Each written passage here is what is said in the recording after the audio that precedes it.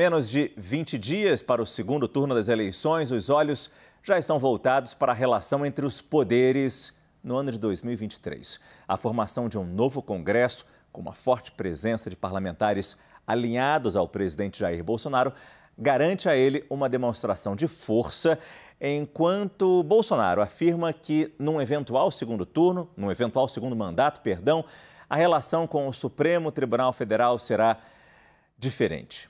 O presidente afirmou nesse domingo que recebeu sugestões para aumentar o número de vagas de ministros do Supremo caso seja reeleito. Mas, segundo o presidente, essa proposta pode ser descartada caso a corte baixe um pouco a temperatura. Vamos ver inicialmente o que disse ontem Jair Bolsonaro. Tem muitas propostas que chegam, não é de agora não, de há muito tempo. No tocante ao Supremo não é diferente. Não tem nada da nossa parte concretizado, nem sequer mandei estudar. Isso, depois das eleições, a gente vê. Eu agora acredito que, após as eleições, em especial por termos feito uma grande bancada na Câmara e no Senado, bem mais para o centro-direita, haverá um equilíbrio de forças. E o Supremo Tribunal Federal, no meu entender, em havendo a reeleição, converso com a sua presidente logo depois das eleições e a gente passa a conversar. Eu não quero afrontar ninguém, apresentar uma proposta aí que vai deixar chateado um outro poder. Essa não é a ideia nossa. Mas uma boa conversa com a senhora Rosa Weber, né, presidente do Supremo Tribunal Federal, eu entendo que a gente sai pacificado. Na sequência, o presidente falou da pacificação do Congresso Nacional e destacou o que chamou de grande maioria para a aprovação de propostas. O Congresso está pacificado, essa grande maioria nossa lá permite darmos agilidade em propostas, eficácia naquilo que nós queremos aprovar e o Judiciário vai fazer o seu papel, obviamente, mais irmanado conosco. Chega de problema, de conflito, tá? De mostrar que um é mais importante do que o outro, porque os atritos que acontecem em Brasília, a conta fica alta para a população. Colocando esse assunto no centro da nossa análise, logo no começo dessa edição do CNN Prime Time especial Arena Eleições. E eu começo com você, Caio. Boa noite, que bom que você está com a gente hoje aqui. O presidente fala num Supremo atuando de forma diferente num eventual segundo mandato. O que ele quer dizer exatamente como atuando de forma diferente? Mais aliado do que fiscal da Constituição? Boa tarde, Márcio. Boa tarde a todos. Bom, a gente sabe que o Supremo Tribunal Federal é o alvo preferencial, foi o alvo preferencial ao longo de todo esse mandato por parte do Palácio do Planalto. Eles chegaram a elaborar listas ali das decisões que, em princípio, segundo o Palácio, seriam contrárias, né, ao presidente da República.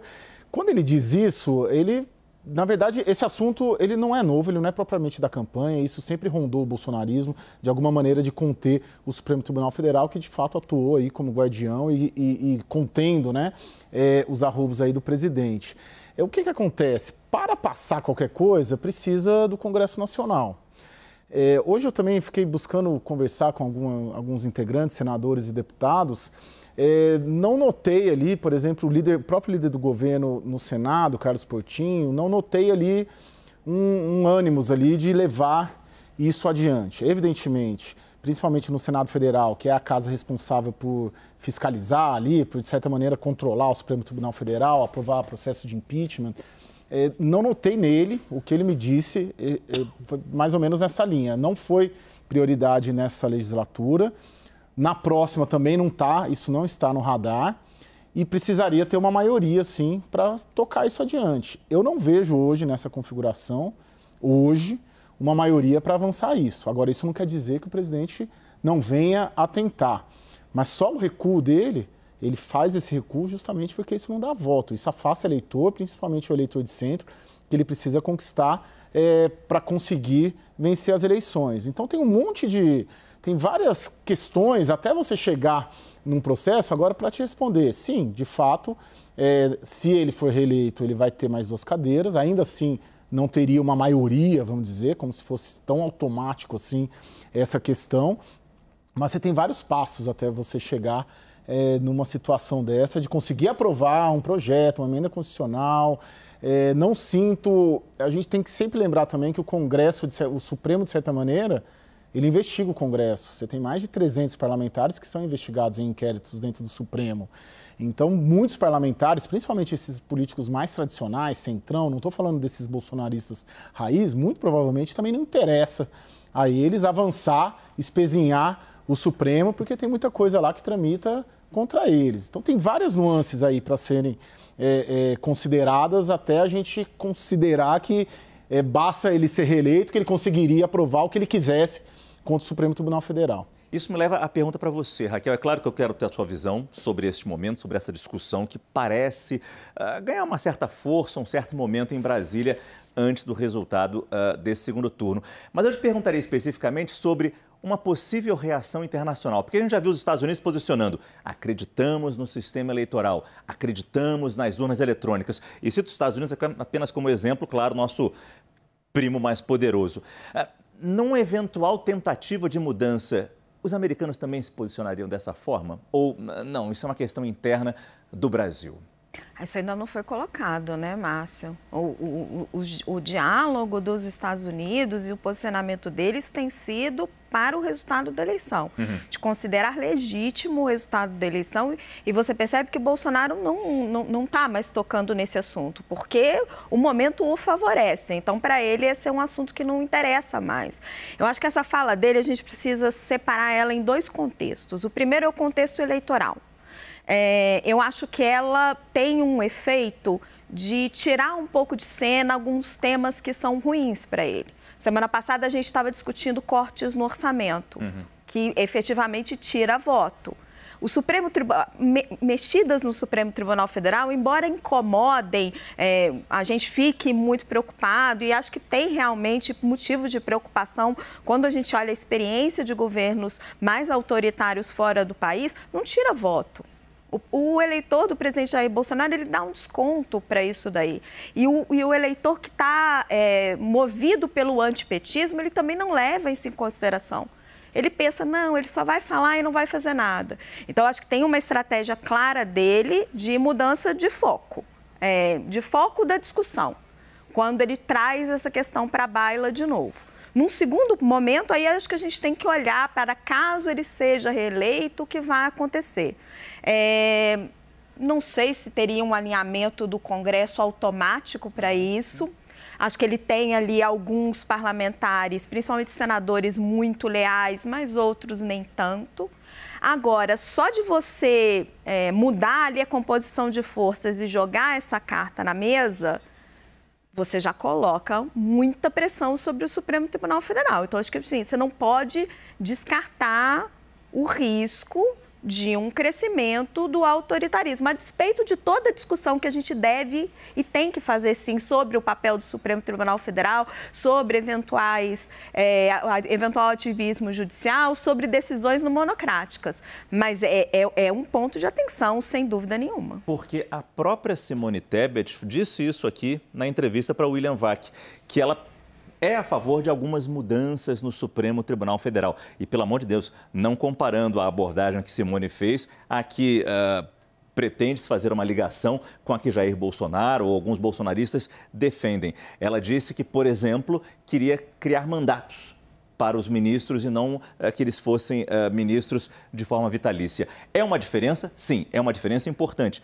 Mas ela também defendeu mudanças no Supremo, o Yuri. Isso entrou em discussão, principalmente depois daquela operação contra os empresários, né, Márcio? Que foi a mais controversa das decisões recentes e monocráticas que a gente vê.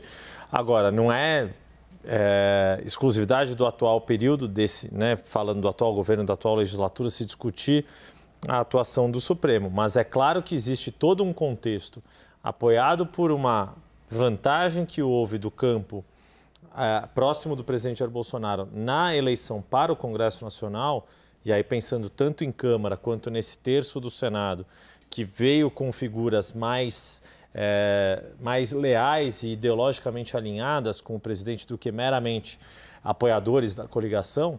Agora, você estava perguntando dessa questão dos Estados Unidos para a Raquel, e o que me ocorreu é que muito do nosso debate político entre partidos tem importado estratégias temáticas da disputa bipartidária dos Estados Unidos, entre republicanos e democratas.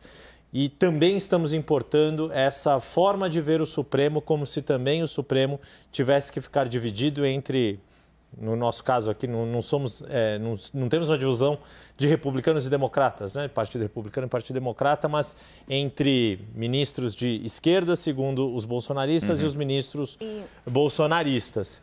E isso é um problema para a nossa forma de ter, para o papel que o Supremo Tribunal Federal desempenha aqui no Brasil, exatamente pelo que o Caio falou. Não é só o guardião da Constituição, só de assuntos constitucionais. Ele também tem um papel de investigação de políticos que, se ele passa a adotar um caminho mais para um lado ou mais por outro, dentro dessa disputa partidária ideológica, vira um risco muito grande. Complementando o Yuri nessa questão do tempo, hoje o professor Joaquim Falcão, numa entrevista para o Estadão, falava sobre isso. Não é pecado você discutir mudanças no Supremo Tribunal Federal. Diferentes países têm diferentes formas de funcionar e diferentes quantidades de membros. Agora, o que você não pode é fazer essa discussão para que isso seja utilizado por um mesmo presidente dentro de uma mesma legislatura. Você tem que proteger isso e fazer de uma forma basta fazer o sinal trocado. Imagina se nos governos do PT se colocasse alguma discussão de ampliação de número de integrantes do Supremo, qual seria a reação do campo da oposição? É verdade que em 2011 houve uma PEC que foi considerada também inconstitucional, que infringia cláusulas pétreas da Constituição, porque tentava mexer a forma de se determinar súmulas vinculantes do Supremo. Tinha uma série de medidas ali defendidas por um deputado do PT do Piauí. Acho que você falou dessa PEC recentemente, sim. Né, do Nazareno Fontelese. Quando veio acho que há uns 2 meses, né, que houve uma PEC do PL, né, do Domingos Sávio, isso, né, que é um deputado federal lá de Minas. E quando era a gente trouxe... Tucano que migrou para o PL de Minas. Isso, o que a gente... É que o ativismo judicial ela não é uma agenda exclusiva do bolsonarismo. Exato. O ativismo judicial é uma agenda antiga, né? Essa PEC, sim, é de 2011, é um deputado do PT, Nazareno Fontelese, pai do Rafael Fontelese, sim, que foi eleito governador. Inúmeras PECs, projetos, propostas dentro do Congresso Nacional que, de certa maneira, a rigor, se aprovadas, restringiriam o poder dos 11 ministros do Supremo Tribunal Federal, desde obrigando que decisões não sejam tomadas monocraticamente, até ampliando a sua composição. Não é exclusividade do bolsonarismo essa agenda, mas, pela primeira vez, você tem um presidente da República que fala abertamente sobre isso, ainda que recue, mas coloca o elefante na sala, né? Ele trata disso e muitos dos... É um discurso, sim, de governo muito mais forte do que nas questões anteriores. Mesmo quando o Nazareno apresentou essa PEC, a Dilma era presidente. Eu não me lembro de ouvir ou a Dilma, ou o Temer, Fernando Henrique, Lula, ninguém, assim, eles tinham críticas ao Supremo, né? Inclusive depois, durante a Operação Lava Jato, tem um áudio famoso do Lula dizendo que o Supremo estava de pés, né? Estava submetido a críticas à forma como o Supremo olhava a Operação Lava Jato, mas, muito embora o ativismo judicial não seja exclusividade do bolsonarismo, é a primeira vez que você tem um presidente que lidera isso e observa o Supremo Tribunal Federal... ele mesmo, ao invés de deixar para os outros. E observa o Supremo Tribunal Federal como um adversário. Esse ponto é importante, porque o Felipe vai trazer exatamente isso. Felipe, boa noite para você. Como o Caio bem destacou, né, não é só bolsonaristas que pensam nisso. Ele, inclusive, citou aqui um caso do PT, mas vem antes disso também uma tentativa ou ideia do Partido dos Trabalhadores mexer com as determinações, composições e como funciona o Supremo Tribunal Federal. Boa noite, Márcio. Boa noite a todos. De fato, complementando aí todo o histórico que vocês estão dando muito bem, o Vadir Damus, petista, aliado de primeira hora do Lula, que era, inclusive, suplente de deputado federal, e o Lula, numa negociação com o Eduardo Paes, abriu uma vaga para ele numa secretaria do Rio de Janeiro para que ele virasse titular. Depois da prisão do Lula em 2018, o Vadir Damus falou que tem que fechar o Supremo, que era para ser só Corte Constitucional, uma ideia que foi defendida em setembro daquele ano de 2018 pelo próprio José Dirceu. O Vadir Damus chegou a falar em ministros detentores de mandato. Então, havia essa ideia no campo do PT, principalmente quando o Supremo não estava ali defendendo diretamente os interesses do partido naquele momento, que era de blindar a sua maior liderança, o que veio a fazer depois. Aí eles pararam de atacar o Supremo Tribunal Federal e deixaram essa beligerância para o Jair Bolsonaro. E tem uma proposta de emenda à Constituição, uma PEC, que é de autoria da Luísa Erundina, que foi prefeita de São Paulo pelo PT, foi deputada federal pelo PSB na época em que apresentou, 2013. Hoje é deputada federal reeleita pelo PSOL, defende o Lula contra o Jair Bolsonaro. E ela tinha uma proposta ali de aumentar o número de ministros do Supremo, de 11 para 15, agora já veio a público para dizer que o Bolsonaro está distorcendo a proposta dela, que ela só queria aperfeiçoar o judiciário, o Bolsonaro quer transformar o judiciário de acordo com os seus interesses, etc. Mas havia uma proposta de aumentar o número de ministros. Então já havia de aumentar o número de ministros, já havia de ter mandato, já teve gente do PT falando em fechar o próprio Supremo Tribunal Federal, em retirar os seus poderes. Agora você tem Jair Bolsonaro, claro que com um Congresso eleito com uma aparente maioria ali do centro para a direita, que poderá ser a base do governo, a depender, evidentemente, de negociações e do próprio resultado das eleições. Há questões legítimas de serem discutidas há muitos anos. Essa questão da decisão monocrática, por exemplo, o Bolsonaro foi contra. Ele teve a oportunidade de atuar pela restrição, pelo menos, desse rol aí de decisões monocráticas. O deputado federal Kim Kataguiri, volta e meia, lembra que Jair Bolsonaro acabou se omitindo nesse momento, contrariamente a tudo que ele diz para o seu próprio eleitorado no embate com o Supremo Tribunal Federal. Essa questão do mandato, qual seria o tempo devido para um ministro do Supremo Tribunal Federal.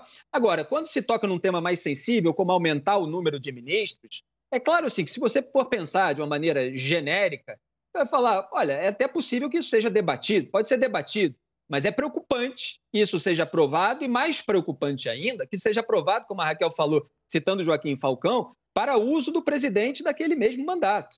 Quer dizer, você alterar ali a Constituição para que o presidente se beneficie, indicando pessoas leais a ele. A gente conhece os critérios de Jair Bolsonaro, porque ele disse publicamente num vídeo de junho de 2021, que é quem toma cerveja com ele, que tem uma confiança, uma lealdade mútua. Esses são os critérios para ele, não basta ter um currículo decente, reputação ilibada, etc. Então, você pode ter um Supremo que blinde o presidente, eventualmente mesmo diante de práticas erradas, por exemplo. E aí já não está mais no terreno ideológico, porque muitas vezes é vendido para o eleitorado esse tipo de mudança como algo assim, o Supremo está mais à esquerda, então vamos trazer para um Supremo mais à direita.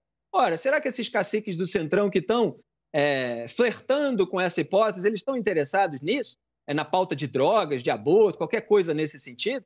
Me parece que há um interesse em usar essa hipótese e eu não vejo o Bolsonaro recuando completamente. Eu vejo ele tentando amenizar, mas deixando para depois da eleição. Quer dizer, ele mantém uma cartada na mão e o Supremo está com a avaliação pendente, por exemplo, em relação ao orçamento secreto, em relação a esses bilhões, dezenas de bilhões de reais por ano que são usados ali pelos parlamentares para levar para o seu reduto eleitoral, muitas vezes sem transparência. A Rosa Weber só cobrou transparência, depois que ela suspendeu a execução das emendas, alguns ministros cobraram que ela parasse com isso, e depois se voltou a ter a execução das emendas. Então, no momento que você tem a moeda de troca para ameaçar, olha, a gente tem maioria aqui, se vocês começarem a incomodar demais a gente vai usar essa maioria para pulverizar o poder de vocês, você pode, ao mesmo tempo, manter ali ou emplacar um projeto como esse, que também corrói a democracia por dentro. E é nisso que a gente tem que ficar de olho. Em que tipo de resultado vai sair dessa troca de ameaça e desses eventuais escambos. Então, me parece que é algo a ser repudiado e que deveria ser cobrado nesse momento pelos apoiadores do presidente, aqueles que estão declarando apoio no segundo turno, e pelo próprio adversário. Quer dizer, o senhor se compromete em descartar de vez essa hipótese de aumentar o número de ministros, porque quem fez isso foi o regime militar decretando o AI-2, justamente para indicar para o Supremo Tribunal Federal gente mais alinhada ao governo, sob o pretexto, sob a justificativa de melhorar a produtividade da Corte. Então, as narrativas e alegações a gente conhece, mas o resultado é bastante perigoso. Obrigado, Felipe. É exatamente por isso que a gente vai ficar atento nas próximas 3 semanas de falas, movimentações em torno dessa tentativa de modificar a composição e, principalmente, o funcionamento, o poder do Supremo Tribunal Federal.